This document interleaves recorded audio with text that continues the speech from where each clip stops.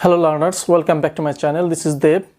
আজ আমরা শিখব I think এর পরিবর্তে আমরা ছোট ছোট কয়েকটি ছোট বাক্য ইউজ করব কারণ আমার এই চ্যানেলের মূল উদ্দেশ্য as I said earlier or as I mentioned earlier যে কিভাবে আমরা দ্রুত ইংরেজিতে কথা বলতে পারি। সো আপনাকে যখন কোনো অপিনিয়ন আপনার কাছ থেকে যখন কোনো মতামত চাওয়া হয় সেটা হতে পারে IELTS speaking A or writing পার্টে, রাইট?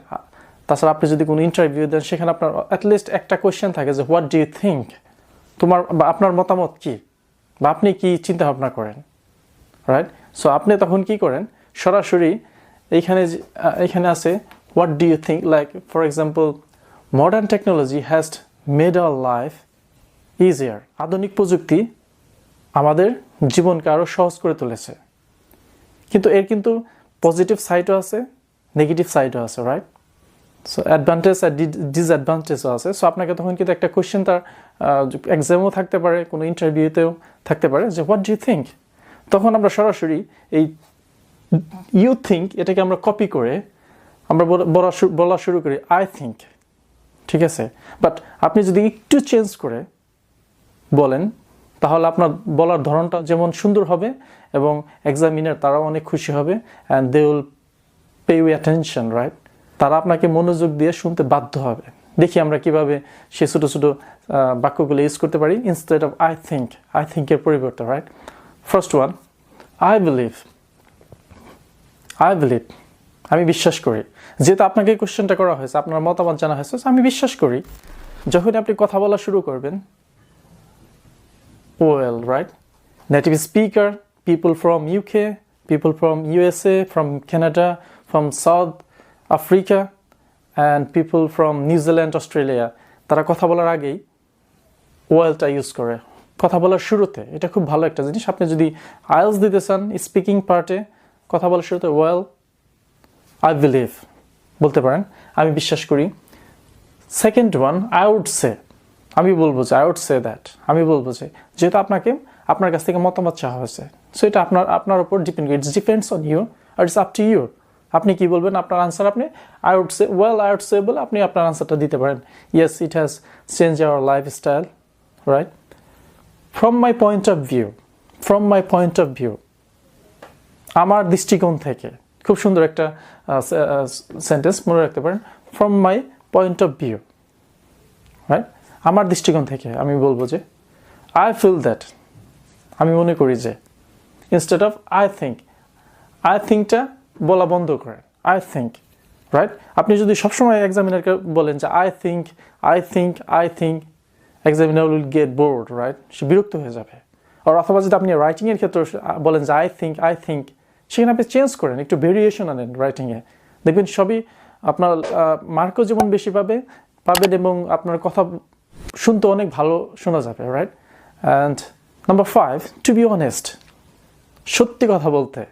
যেহেতু কোয়েশ্চেনটা আপনাকে করা হয়েছে, আপনি বলতে পারেন টু বি অনেস্ট। এটা people from London or people from UK, British people, they use a lot, to be honest or honestly speaking, সত্যি কথা বলতে, frankly speaking, right? So to be honest, সত্যি কথা বলতে। Number 6, as far as I can tell, আমি যতটুকু বলতে পারি।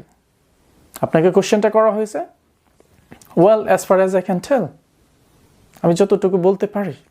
তারপরে আপনি আপনার আনসার দিয়ে দিলেন, যেটাই বলেন, এটা আপনার নিজস্ব মতামত। Number 7, it seems to me, another good one, it seems to me, আপনি এটা রাইটিংয়ের ক্ষেত্রে ইউজ করতে পারেন। it seems to me, আমার কাছে মনে হয় যে, বা মনে হচ্ছে, it seems to me, আমার কাছে মনে হচ্ছে, রাইট? Number 8, I reckon, এইটা slightly informal, don't use in writing. এটা কিন্তু আপনি reckon, এটা কিন্তু আপনি ইউজ করবেন না রাইটিংয়ের ক্ষেত্রে। এটা শুধু আপনি স্পিকিংয়ের ক্ষেত্রে আপনি বলতে পারেন, ভার্বাল কনভারসেশন, ওরাল কনভারসেশন, যখন আপনি মানুষের সাথে কনভারসেশন করেন তখন আপনি বলেন আই রেকনের মিনিং হচ্ছে আমি মনে করি, আমি অনুভব করি। একটা মজার ঘটনা আছে, আমি যখন লন্ডনে ছিলাম নতুন, আমি খুবই নতুন তখন, একটা প্রায় 6-7 মাস পরে একটা কোম্পানিতে জয়েন করি। সেখানে আমাদের ওয়ার্কার নিয়ে একটা মিটিং হতো। সেখানে আমার যে বস ছিল সে মাঝে মাঝে বলতেছিল আই রেকন।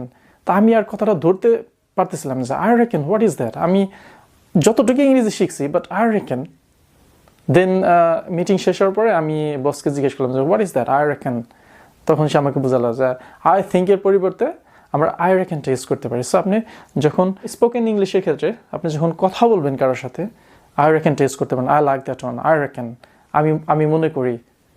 আই থিঙ্কের পরিবর্তে ইউজ করবেন। সো 8, সো আপনি 8টি ছোটো ছোটো বাক্য যদি ইউজ করেন আপনার ইংরেজি বলার ধরন যেমন সুন্দর হবে, and the audience, the examiner, they will pay you attention, right?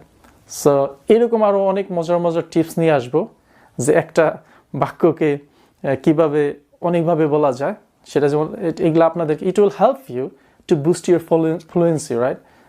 এটা আপনার যে সাবলীলতা, ইংরেজিতে আত্মবিশ্বাসের সাথে কথা বলা, সাবলীলভাবে কথা বলা, সেটাতে অনেক হেল্প করবে।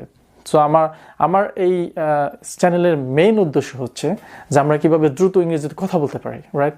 সো আমি চিন্তা ভাবনা করে দেখেছি যে at least 100 part, right, 100 part idiomatic expression, idioms বলে, অ্যান্ড ফ্রেজেস, রাইট? থাকবে কিছু গ্রামাটিক্যাল রুলস অ্যান্ড ছোটো ছোটো কিছু বাক্য যেটা নেটিভ স্পিকার তারা কথা বলার সময় ইউজ করে। I think all together it will help you to boost your English fluency. So আমার যদি চ্যানেলটা ভালো লেগে থাকে, আমার ভিডিওটা যদি ভালো লেগে থাকে, তাহলে অবশ্যই সাবস্ক্রাইব করবেন, শেয়ার করবেন আর লাইক করবেন। অ্যান্ড আমি আগে বলেছি যে it not gonna cost you any penny, right? একটা পয়সাও খরচ হবে না। যদি আমার চ্যানেলটা সাবস্ক্রাইব করেন তাহলে কী হবে, আমার চ্যানেলটা গ্রো করতে সাহায্য করবে। So thank you very much, have a good day, bye by.